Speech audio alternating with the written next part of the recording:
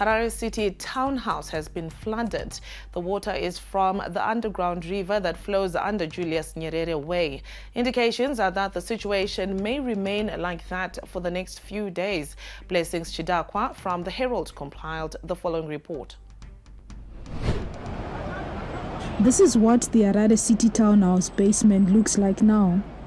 It's like a house built on water. You must recall that Harare was built on its water sources.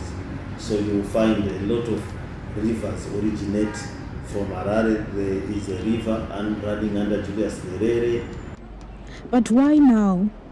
Indications are that continued rains could worsen the situation. The city was built on our water sources and on a wetland. Historical documents kept in the basement risk being destroyed. Council pumps that drain water are malfunctioning. There have been a lot of rains and there are cracks in the basement where water is seeped into the building. So we were going to pump it out as the city council using our water pumps. And ZESA has since ordered the local authority to switch off power. They say this is to avoid a possible fire outbreak at the premises. In a way, the city has defied that. The mayor says they are now waiting for National Archives. There are some documents that are in that basement, historical documents, that will need a certain type of draining to be done to preserve those historical documents.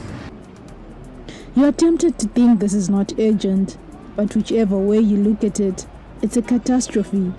This is a city in need of help, service delivery, as it were. We now cross over to Harare Residents Trust Executive Director Precious Shuba to give us what the position is like. Now, Precious, the townhouse basement is flooded and water has not been drained. What impression is being portrayed by the city?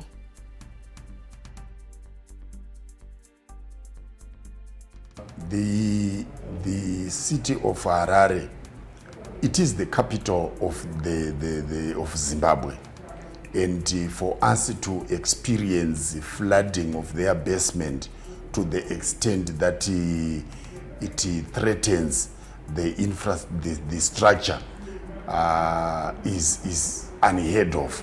This is something that the authorities must attend to without delay. There is a potential that people can get injured, people can get hurt, and maybe part of the structure can collapse under the threat of the continued flooding. It has been happening where every rain season that basement floods, but in the past it used to be drained so easily. Now they have neglected it. It portrays a significant neglect of key infrastructure by the council authorities. Our hope is that they are not neglecting every other responsibility of theirs, but looking at the collapse in service delivery, the basement flooding does not come as a surprise. It actually reflects on their levels of coordination and leadership. Now, talking about service delivery, apart from the challenges bedeviling townhouse, what are some of the service delivery issues that residents are concerned about? There is no billing system to ensure there is trust and confidence gained from the residents. When there is no billing system, estimated bills are sent to residents and residents are disgruntled. Refuse is not being collected. Water delivery is at around 40%, which means the majority of the residents, around 60%, are not receiving municipal water.